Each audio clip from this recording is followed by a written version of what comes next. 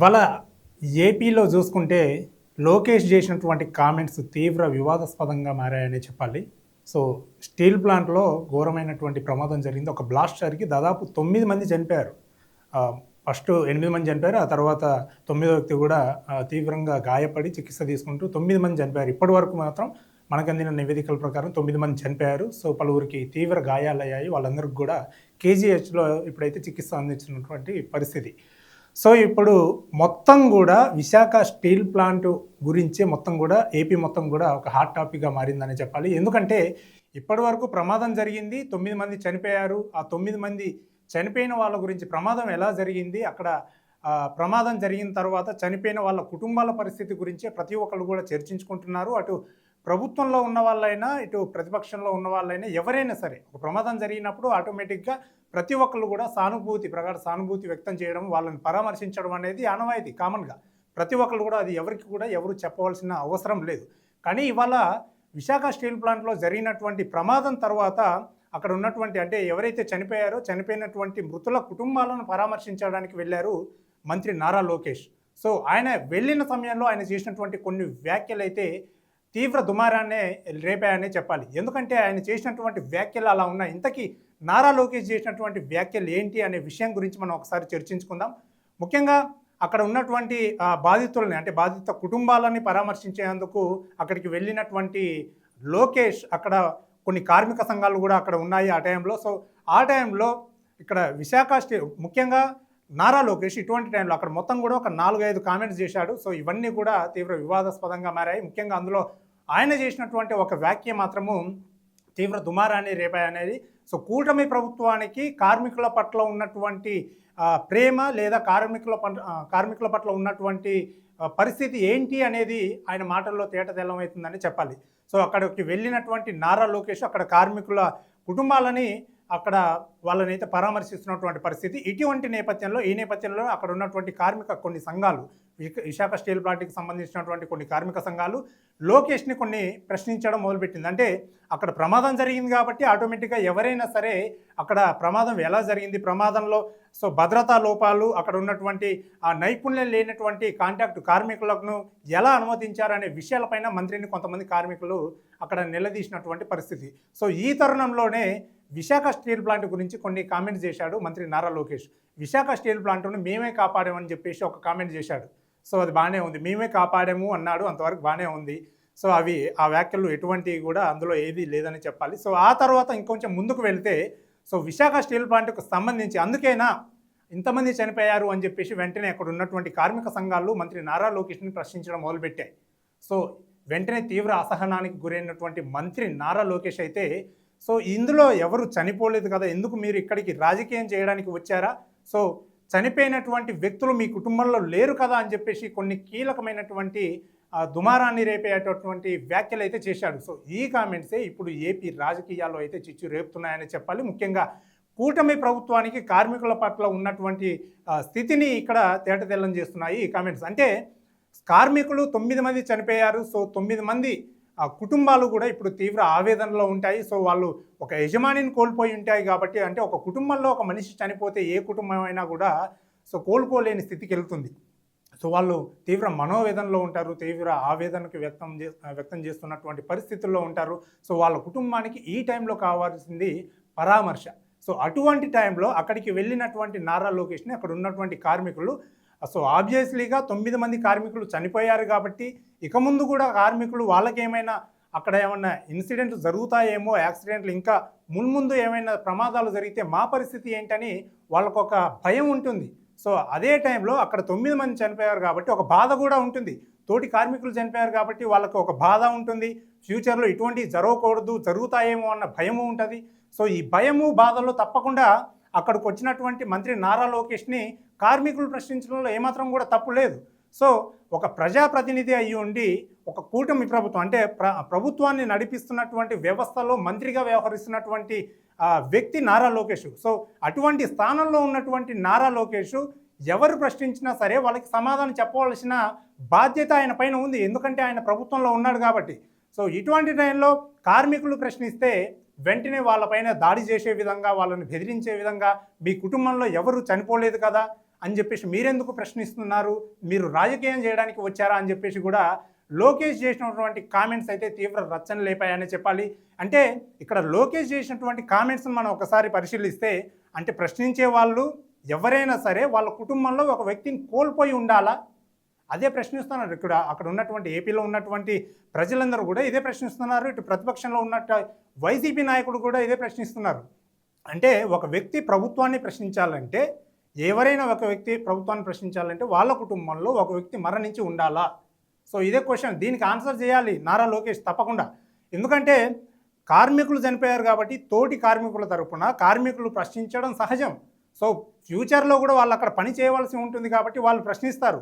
దానికి సమాధానం చెప్పాలి. అక్కడ చనిపోయినటువంటి బాధిత కుటుంబాలకి అండగా ఉండేలాగా భరోసా కలిగించే విధంగా ఆయన కామెంట్ చేయాలి. ఆ విధంగా ఆయన భరోసా కల్పించవలసినటువంటి పరిస్థితి. ఏ మంత్రి పొజిషన్లో ఉన్నటువంటి వ్యక్తి ఆ విధంగా వ్యవహరించాలి. ఒక బాధ్యతాయుతమైన పదవిలో ఉన్నటువంటి వ్యక్తి, ఒక ప్రజాప్రతినిధి అక్కడికి వచ్చి సో విషాదం నింపినటువంటి ఘటన అది.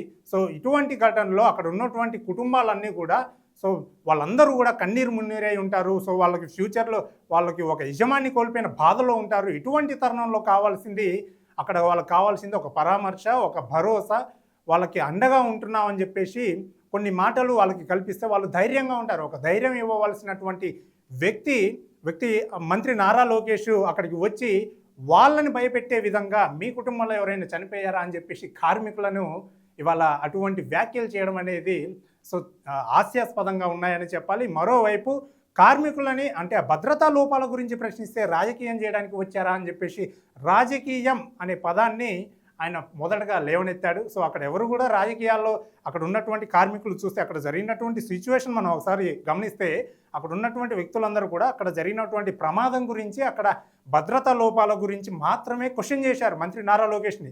సో ఆయన వెంపటి హోంమంత్రి వంగల్పూడి అనిత కూడా ఉన్నారు, అలాగే భరత్ కూడా ఉన్నారు ఎంపీ, వీళ్ళందరూ కూడా ఉన్నారు. వాళ్ళందరూ కూడా అక్కడ కార్మికులకి మంత్రికి మధ్య ఏదో వాగ్వాదం జరుగుతున్నట్టు కూడా వాళ్ళందరూ కూడా దాన్ని చిత్రీకరించే ప్రయత్నం చేస్తున్నారు. బయటకు వచ్చిన తర్వాత దీనిపైన విమర్శలు కూడా వెల్లువెత్తుతున్నాయి.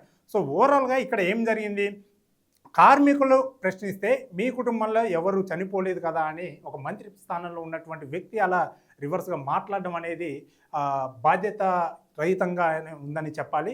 సో ఆ తర్వాత చూసుకుంటే ఇంకా ఇంకో మాట మనం మాట్లాడుకున్నాం, విశాఖ స్టీల్ ప్లాంట్ను మేమే కాపాడామని మంత్రి నారా లోకేష్ అన్నాడు. ఓకే ఫైన్, బాగుంది, ఈ మాట చెప్పడానికి బాగానే ఉంది. మేమే కాపాడాం అంటే గతంలో కూడా వైసీపీ ప్రభుత్వంలో ఉన్నప్పుడు అక్కడికి జగన్ గారు 2 times కూడా కేంద్ర ప్రభుత్వానికి లేఖ రాశారు, దానిపైన పోరాడారు. వాళ్ళ స్టాండ్ మొదటి నుంచి కూడా అలాగే ఉంది, ప్రైవేటీకరణ చేయొద్దని. సో ఇవాళ మంత్రి నారా లోకేష్ ఇక్కడికి పరామర్శించడానికి వెళ్ళినప్పుడు అక్కడ విశాఖ స్టీల్ ప్లాంట్ను మేమే కాపాడామన్నాడు. ఈ మాట వరకు మనము పాజిటివ్గా తీసుకుందాం, పర్లేదు. సో అయితే మేమే కాపాడాము విశాఖ స్టీల్ ప్లాంట్ని అన్నాడు. మరి విశాఖ స్టీల్ ప్లాంట్లో ఉన్నటువంటి కార్మికుల ప్రాణాలను ఎవరు కాపాడాలి? సో ఆ మాట, విశాఖ స్టీల్ ప్లాంట్లో ఉన్నటువంటి కార్మికుల ప్రాణాలు ఇవాళ మేమే కాపాడగలిగాం, ఏ ఒక్క ప్రమాదం జరగకుండా అని మంత్రి నారా లోకేష్ చెప్పగలుగుతున్నాడా? ఇది ఒక్కసారి ఆత్మవిమర్శ చేసుకోవాలి మంత్రి నారా లోకేష్, కూటమి ప్రభుత్వంలో ఉన్నటువంటి ప్రభుత్వ పెద్దలు కూడా.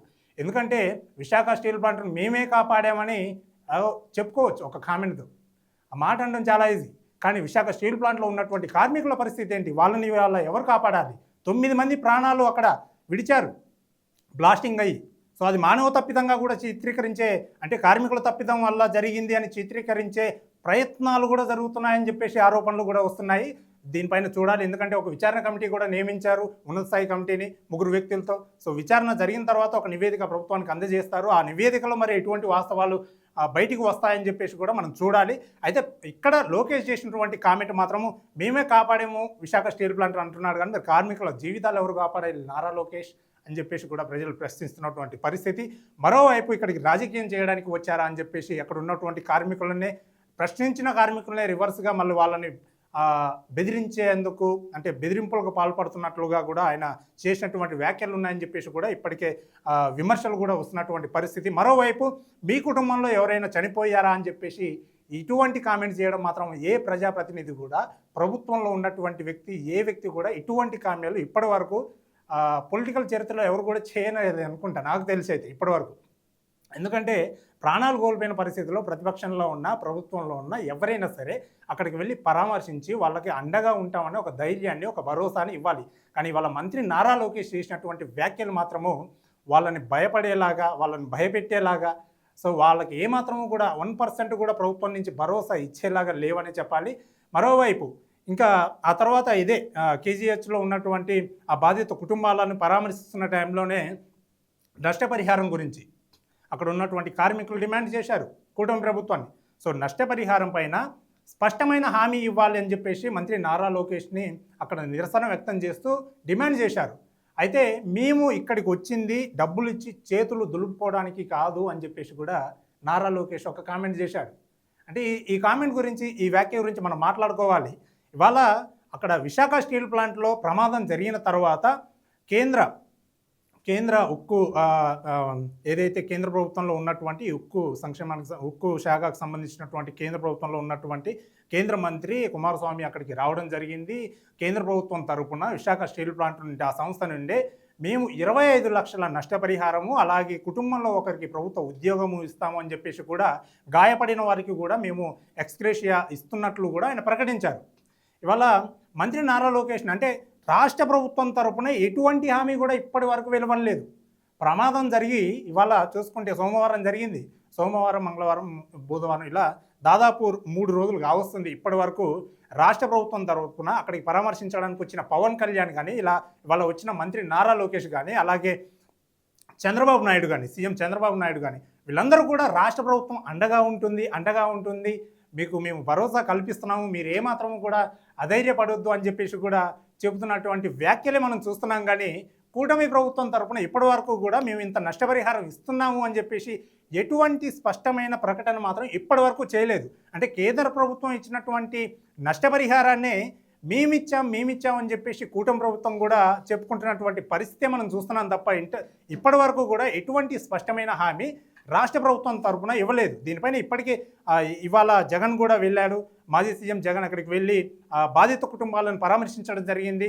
ఆయన కూడా దీని గురించి లోకేష్ చేసినటువంటి వ్యాఖ్యల గురించి తీవ్ర స్థాయిలో కూడా మండిపడినటువంటి పరిస్థితి. ఎందుకంటే బాధిత కుటుంబాలకి భరోసా ఇవ్వాలి, అక్కడికి వెళ్ళి వాళ్ళని ఓదార్చాల్సినటువంటి పరిస్థితుల్లో లోకేష్ అక్కడికి వెళ్ళి చేసినటువంటి వ్యాఖ్యలు చాలా దిగజారుడుగా ఉన్నాయని చెప్పేసి కూడా ప్రతి ఒక్కళ్ళు కూడా లోకేష్ వ్యాఖ్యలపైన విమర్శలు కురిపిస్తున్నటువంటి పరిస్థితి మనం ఇవాళ చూస్తున్నాము.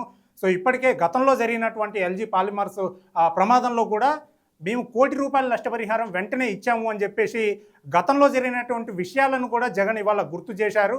సో ఆయన డిమాండ్ కూడా ఇటు వైసీపీ డిమాండ్ అయినా సరే, అంటే వైసీపీ ప్రభుత్వంలో ఉన్నటువంటి అంటే మాజీ మంత్రులైనా సరే, వైసీపీ నేతలు అందరూ కూడా ఇవాళ జగన్ కూడా, మాజీ సీఎం జగన్ కూడా ఇవాళ వాళ్ళ నుంచి స్పష్టమైన డిమాండ్ ఏంటంటే అక్కడ ఉన్నటువంటి విశాఖ స్టీల్ ప్లాంట్లో ప్రమాదంలో ఎవరైతే చనిపోయారో మృతుల కుటుంబాలకి ₹1 కోటి నష్టపరిహారము ఇవ్వాలి అని కూడా వాళ్ళైతే డిమాండ్ చేస్తున్నటువంటి పరిస్థితి ఇవాళ ఉంది. సో పక్కా ఇవ్వాలి. ఇవ్వకపోతే మా ప్రభుత్వం వచ్చిన తర్వాత, అంటే వైసీపీ ప్రభుత్వం వచ్చిన తర్వాత, వైసీపీ ప్రభుత్వంలోకి వచ్చిన తర్వాత నెల రోజుల వ్యవధిలోనే ₹1 కోటి నష్టపరిహారం మేము ఇస్తాము, అందజేస్తామని చెప్పేసి కూడా ఒక స్పష్టమైన హామీ కూడా జగన్ ఇవ్వడం జరిగింది. అక్కడికి వెళ్ళి ఆ బాధితులకు కూడా పరామర్శించి మేము తప్పకుండా మీకు అండగా ఉంటామని కూడా భరోసా కల్పించారు. సో ఓవరాల్గా ఇక్కడ చూసుకుంటే అక్కడ లోకేష్ చేసినటువంటి వ్యాఖ్యలు మనం చూసుకున్నాం ఇప్పటి వరకు. మీ కుటుంబంలో ఎవరు చనిపోలేదు కదా అని చెప్పేసి చేసినటువంటి వ్యాఖ్యలు, మేము ఇక్కడికి వచ్చి డబ్బులు ఇచ్చి చేతులు దులుపుకోవడానికి రాలేదు అని చెప్పేసి చేసినటువంటి వ్యాఖ్యలు, మీరు రాజకీయాన్ని చేయడానికి వచ్చారా అని చెప్పేసి వాళ్ళనే అంటే ఒక బెదిరింపు ధోరణిలో మాట్లాడినటువంటి సిచ్యువేషన్ కూడా అక్కడ మనకు కనబడుతుంది. సో మొత్తానికైతే ఇక్కడ లోకేష్ పరామర్శించడానికి వెళ్ళి రివర్స్లో ఇవాళ కూటమి ప్రభుత్వంలో ఉన్నటువంటి నేతలే ఆయన చేసిన కామెంట్స్కి ఆయనను పరామర్శించే పరిస్థితి వచ్చిందంటే దీంట్లో ఏమాత్రం కూడా అతిశయోక్తి లేదని చెప్పాలి. ఎందుకంటే ఇవాళ లోకేష్ చేసేటువంటి వ్యాఖ్యలు అలా ఉన్నాయి. సో ఏదేమైనా జగన్ కూడా ఇవాళ వెళ్ళి అక్కడ ఉన్నటువంటి బాధిత కుటుంబాలను పరామర్శించారు. వాళ్ళకి వైసీపీ అండగా ఉంటుంది, తప్పకుండా ₹1 కోటి నష్టపరిహారం ఇవ్వాలని కూటమి ప్రభుత్వాన్ని డిమాండ్ చేశారు. సో ఇక్కడ కామెడీ ఏంటంటే ఇప్పటి వరకు కూడా అక్కడ డిప్యూటీ సీఎం వచ్చారు, అలాగే మంత్రి నారా లోకేష్ వచ్చాడు, చంద్రబాబు నాయుడు కూడా దీనిపైన స్పందించారు, జస్ట్ అంతే స్పందించారు. కానీ స్పష్టమైన హామీ రాష్ట్ర ప్రభుత్వం తరపున మేము ఎంత ఇస్తాము ఏంటి అనే విషయాలు మాత్రం ఇప్పటి వరకు చెప్పలేదు. కేంద్ర ప్రభుత్వం ఇచ్చినటువంటి ఏదైతే ఎక్స్‌గ్రేషియా ఉందో దాన్నే కూటమి ప్రభుత్వం ఇచ్చింది అని చెప్పేసి డబ్బాలు కొట్టుకుంటున్నటువంటి పరిస్థితి ఇక్కడ మనం చూస్తున్నాం. సో ఏదేమైనా విశాఖ స్టీల్ ప్లాంటు ఇవాళ జరిగినటువంటి ప్రమాదం ఫ్యూచర్లో జరగకుండా, సో అక్కడ భద్రతా లోపాలను సరిచూసి, సో ఇటువంటి జరగకుండా మరి అక్కడ జాగ్రత్తలు తీసుకోవాలని చెప్పేసి కూడా కార్మిక సంఘాలు డిమాండ్ చేస్తున్నాయి. అదే నేపథ్యంలో లోకేష్ చేసేటువంటి వ్యాఖ్యలు కూడా తీవ్ర దుమారాన్ని లేపాయి. కాబట్టి తప్పకుండా ఇవాళ మంత్రి స్థాయిలో ఉన్నటువంటి నారా లోకేష్ కార్మిక సంఘాలకి తప్పకుండా సారీ చెప్పాల్సిందే, క్షమాపణ చెప్పాల్సిందే అని కూడా కార్మిక సంఘాలు కూడా డిమాండ్ చేస్తున్నటువంటి పరిస్థితి నెలకొంది.